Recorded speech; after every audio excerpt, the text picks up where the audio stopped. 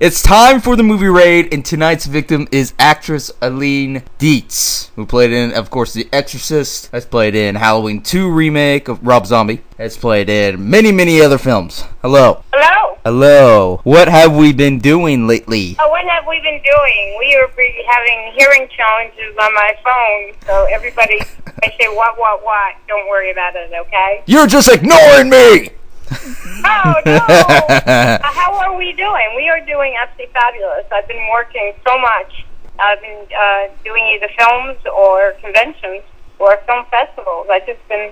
I've hardly been home since like the middle of May. Nice. Doing a film tomorrow, starting a film tomorrow. And then I'm doing another one in 2 weeks. I'm going to Arizona to do a film called Grimm, having nothing to do with the TV show. Can you elaborate on your character in that, or you cannot? Oh, sure. Okay. It's called Grimm, and Grimm is like this Amazon. It's going to be like the 7-foot monster that controls this town. And I play an owner of a saloon there. And in order to appease this monster, we have to sacrifice young and nubile women, or he will destroy the town. And that's basically it. So I'm playing a woman who's, in a way, she's a victim, but in a way, they're getting young women to come to this town for various reasons, and then they get killed. I see. Is this an independent type film? That's what I do. Yeah, these are all indies. Actually, tomorrow I'm actually doing a disaster film. Nice. Which is about a cyclone that, like a twister cyclone, it's fueled by fire except by wind, by heat. So it sucks heat out of like air conditioning ducts from houses, and it keeps getting bigger and bigger and bigger. And I play a religious zealot who thinks it's the rapture. So she doesn't save herself and her son because it's the rapture. Oh. So it's fun. It's small but memorable. Nice. Do you actually prefer independent, or you like to go for the more higher ones, or do you think it's a lot more relaxing to be in this independent? I get better parts in independence, but I get more money in studio films. Nice. So it's a definite trade-off. Yeah, always the higher ones. It seems more pain. The parts I get to do, I just did a movie called Abaddon that's a prequel to Hansel and Gretel. This witch is actually the evilest witch I've ever played. I mean, this woman is insane, and she captures, two little kids, but they have to stay. She has to fatten them up before she can eat them. But they're making all this noise, and that's basically what's going on. Awesome. They won't shut up. I think it's going to be a really good film, and I think it really will play theaters. That's nice. Definitely. Maybe it's the next Conjuring. Who knows? You never know. You never know. A flip of a coin on any film. It would be like the smallest independent film ever that end up being the biggest film in the world. Right, and then big studio films are also going right to a DVD land or on demand or all that kind of stuff. So you just don't know. I mean, James Wan is just hit the jackpot. Mm-hmm, definitely. So what, you've been in between dramatic, like between soap operas, all the way up into horrors. What brought you to horror exactly? Well, I think horror came to me.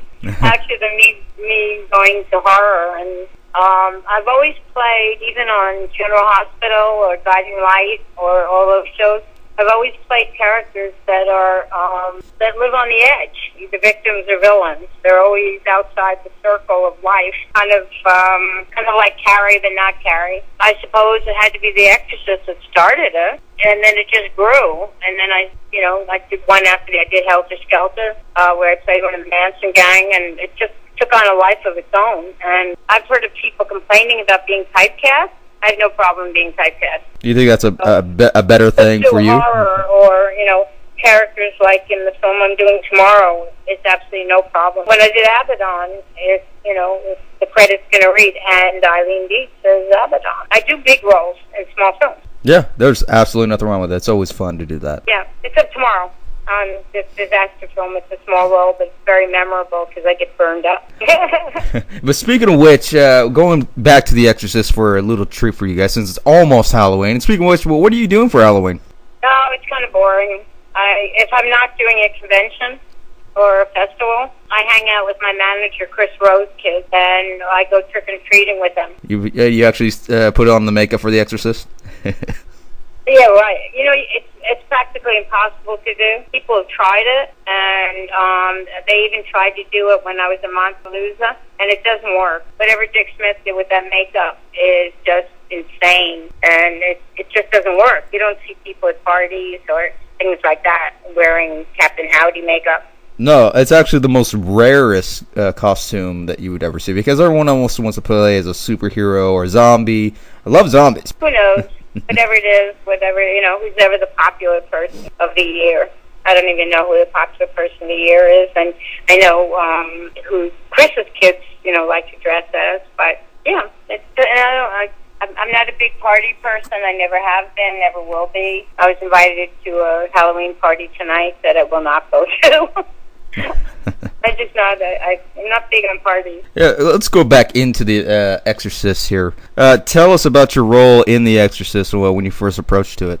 Okay. Well, first of all, I have to say, and this is a great lead-in, that I've written a book called "Exorcising My Demons: An Actress's Journey to the Exorcist and Beyond." And if you guys out there want to read my book, you will find out everything you ever wanted to know about the Exorcist. And I'll let you in on, a lot of people know the funny things that happened on the movie. I mean, the scary things that happened on the movie. I'm going to tell you about the funny things that happened on the movie, such as how they directed the masturbation scene and the vomiting scene. So, yeah, that's what I did. I was made up to look like Reagan. They loved to call me a double, but I wasn't a double. If I had been a double, if they'd asked for a double, I never would have done the movie. I had this big epiphany just last week that when the casting notice came out, if they had looked for a double or a stunt double or anything like that, I never would have done the film. That's extra work, and I don't do extra work, and my whole life would have been different. But anyway, I was made up to look like her, and ended up doing the scenes like the vomiting scene and the masturbation, the best scene at the end, the grabbing the psychiatrist, all that kind of stuff, and that's all mentioned in the book. The first chapter of the book, the first third of the book, is how I became an actress.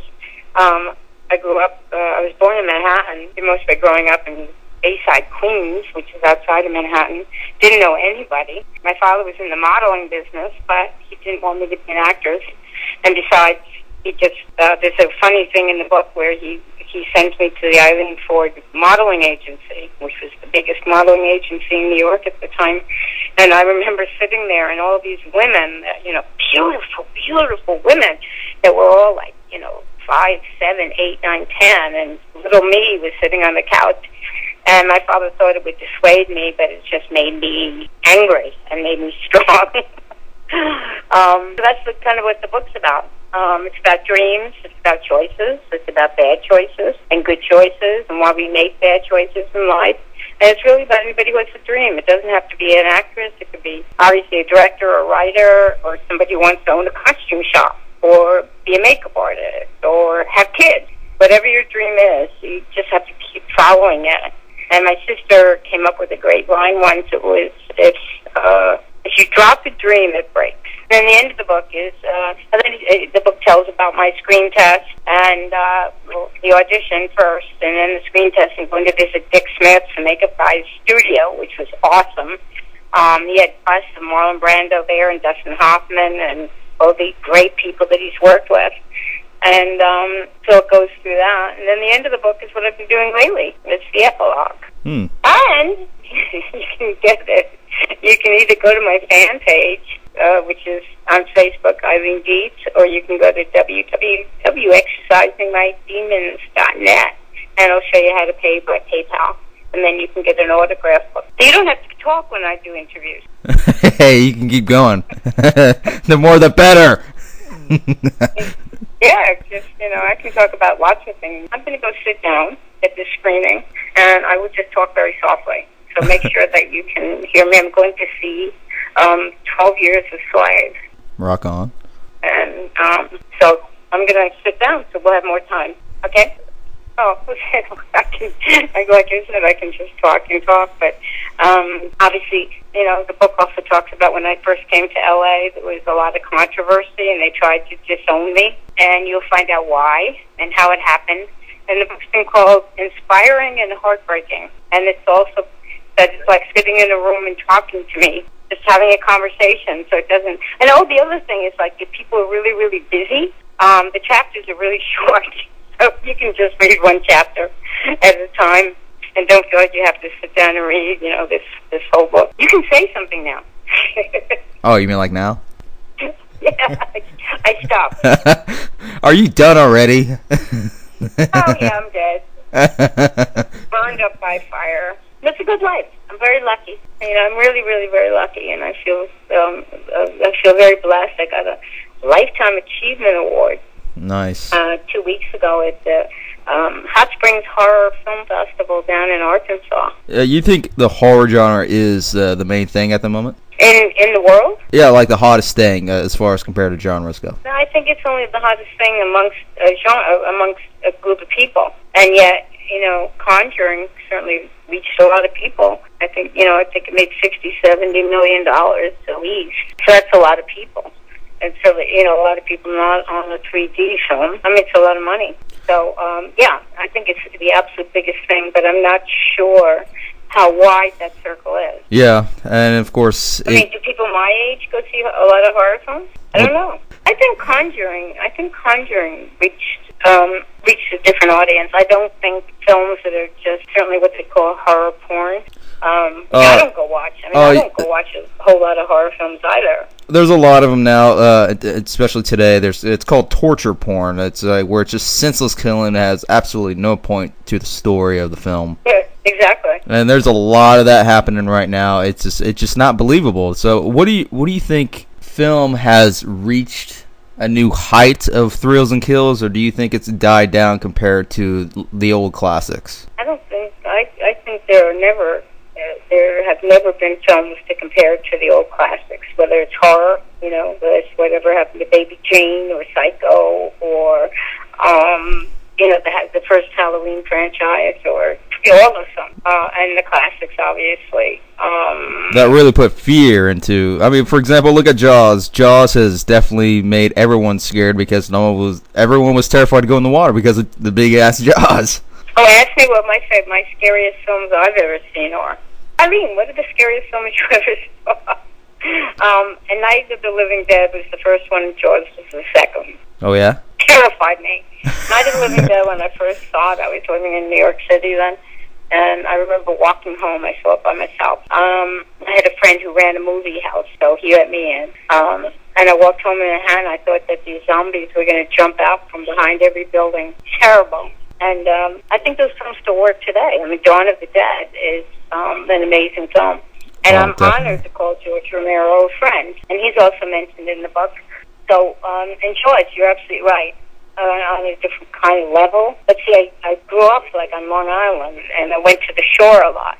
So that was an added thing for me. I think my theory is that movies you can identify with, which is what made The Exorcist so scary, is that if there's something in a movie that you can kind of be that person in the audience, or at least understand them, that's what makes horror. And The Exorcist, one of the reasons it was so incredibly successful is that people either thought they were the little girl or they thought they were the parents, and they thought they were going to walk into a room and see their child possessed. And if you were religious, then it was even more intense. And I think Jaws, same thing. Everybody's gone swimming in the ocean practically.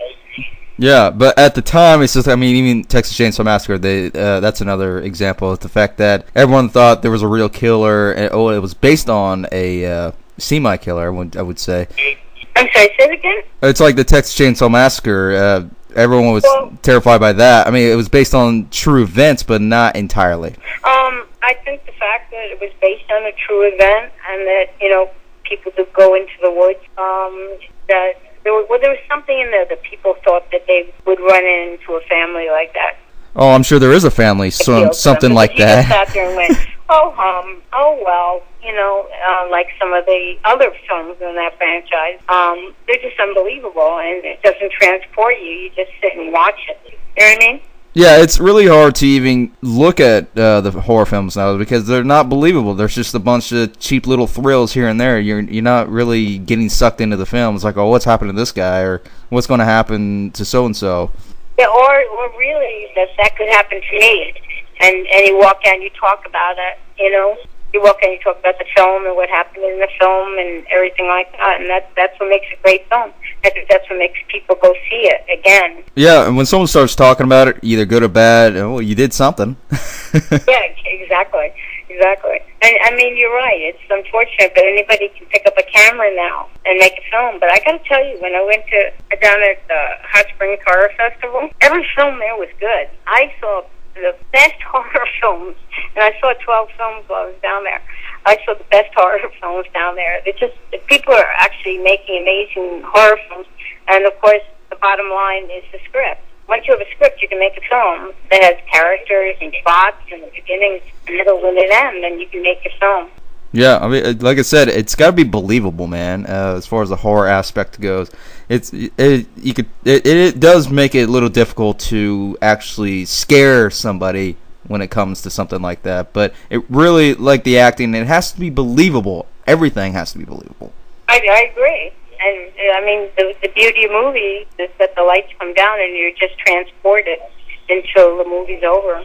But I was reading a review of Carrie, and the new one, and they said there wasn't enough gore in that. There wasn't enough gore. And I'm thinking, that's, go to a haunted house, I guess. I don't know, but, that's not, there isn't, I've heard little kids say, oh, The Exorcist didn't scare me. There was no gore. There was no blood in it. Gore doesn't necessarily have to be the main aspect of the horror film. I mean, look at Poltergeist. Oh, absolutely. I'm glad I wasn't in Poltergeist, so I might be dead. I mean, that was definitely a good film as well. I enjoyed the first one. So sad. I mean, it's really, obviously, JoBeth Williams is fine and alive, and so is Craig Nelson. Is that played the father? I think so. It's been. I vaguely remember it though. The same guy that's on Parenthood. Yeah, I think. I vaguely remember it though. Yeah, that was just tragic. I mean, just tragic. Yeah, what happened to them in reality? That was definitely a real tragedy, but it definitely made history for sure. Yeah, actually, when you think of the classics in horror films, that you obviously have to include Poltergeist. Oh yeah, definitely. Like even Night of the Living Dead, George Romero made a huge staple right there in history. Even if you look at the black and white, it's like, that's not so great. Well, at that time, it was. No, yeah, and I think it's a shame because I'm on horror sets a lot, and I talk to the kids, and I say, oh, okay, so you think you know about horror? Have you seen this? Have you seen that? Oh, no, it's in black and white. Oh, come on. Some of the best films ever made, obviously, were in black and white. I love black and white. I mean, I'll still go see films in black and white. Yeah, you really can't beat black and white because it feels just right. It's just like it puts you right there on the spot. You don't know what's happening. I mean, look at Casablanca, for heaven's sake. Oh, yeah. Casablanca or Orson Welles, any of the Orson Welles films. I think that people who are interested in films and actors that do films should see films. What do you think, kind of part of the critic aspect as far as films, like when you sit there and watch a film, do you think you want to change something in there? Nope. Not one thing? No, when I go to see movies, I mean, obviously, yeah. When I see a movie I don't particularly like, I saw Prisoners, which I really liked, too long. I mean, they could have taken 20 minutes out of that film. They didn't need to. Talk about gore. Oh, my God. Prisoners is just gore from A to Z. And not only that, they kind of cheapen it. Well, I wouldn't say cheapen it up, but they make it look cheesy looking because they wouldn't actually use real props. They wouldn't actually attempt to make stuff to make it look like gory. Like I said, back to The Exorcist, it goes because everything was basically on set. No. I mean, you're absolutely right, and I'm so glad CGI wasn't around. I'm actually glad by that too. Can you imagine? And yeah, I would imagine, and I probably wouldn't like the film then because it's actually part of laziness. Because if you're just slapping a bunch of CGI on it, it's not real. It's not realistic looking because it's just like some dude standing in the background, foreground. You can clearly see the background as like outlining his body. It's like, well, okay. I know, but except for Gravity. I thought Gravity was one of the best uses of CGI I've ever seen. Have you seen it yet? Not yet, no, but I am interested in seeing it, though. It's awesome. I mean, obviously there's not much of a plot. There's not much going on, but the CGI is awesome. And so it can be used. It can be used, but it has been abused. Oh, yes, that rhymes. Let's make that a mantra. Has been used, but it's been abused. Yes, because it's like if you like for gore wise, if there's certain spots like someone decapitated in some way, like their arms or something, and you can't quite get it right. Okay, that's fine. It's a little touch up. It's good for touch ups for sure. You know what they should do before you go see a movie? They should have to tell you how much blood they bought. Yeah, only 12 gallons. If they bought like more than a gallon, forget it. I'm not going. And it's like, really? Just that, right? Yeah, I just saw someone review a movie online. It was like that, and they said, and there was blood, and there was blood, and there was blood, and there was blood. Anyway, I am going to have to go see 12 Years a Slave, which I understand is brilliant. It's also 2.5 hours. So anybody out there, my webpage is being redesigned, but I always have an option on there that you can ask me. I have my email on there, which is Eileen@EileenDietz.com. And anybody is allowed to ask me 2 questions, and I will answer them. And I hope you buy my book. It would actually make a great Christmas present because it's not a horror book. It's an inspirational book and a funny book and a fun book. So make a great Christmas present, guys. Come get them before they run out. I'm also selling Pazuzu statues along with it. You have to go on my fan page and see some great statues. Nice. But I'd like some more of my book because I think people will really, really like it. And everybody that's read it likes it. I mean, I should almost offer a money-back guarantee on it. Yeah. If you want to know everything about it. Like an infomercial. And furthermore, if you buy my book, I will throw in one 8x10 picture of Captain Howdy for only $10 more. And furthermore, 1-800 what? Here comes the movie. I am going to go. Great talking to you. Enjoy, everybody. That is Eileen Dietz from The Exorcist. Plays Captain Howdy, face of death, so to speak. Oh, and when you buy the book, mention that you heard me on this show. Yes, here on the Movie Raid. Here goes the music. I'll talk to you later. Bye-bye now. Have a happy Halloween, everybody.